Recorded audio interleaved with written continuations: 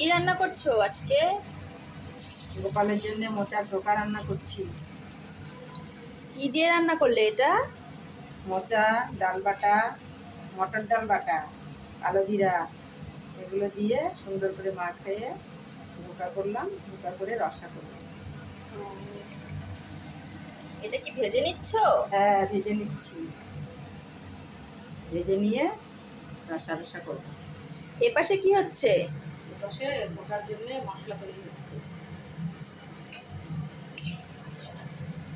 মশলাতে কি কি দিয়েছো? কাজু বাটা, টমেটো বাটা, আদা বাটা, শুকনো লঙ্কা ফোড়ন, জিরা ফোড়ন দিয়ে মশলাটা তৈরি হচ্ছে।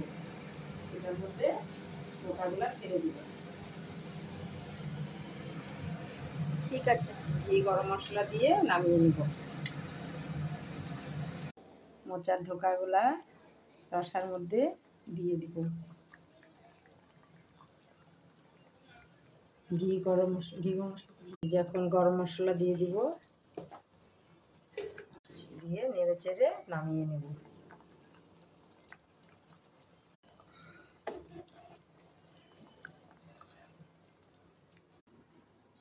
এই যে ভোগে ঘি দিয়ে দিলাম। এই যে ভগবানের ভোগ রেডি করছি। ভোগে তুলসী পত্র দিয়ে দিলাম। তুলসী পত্র দিয়ে ভগবানের ভোগ লাগিয়ে দিব।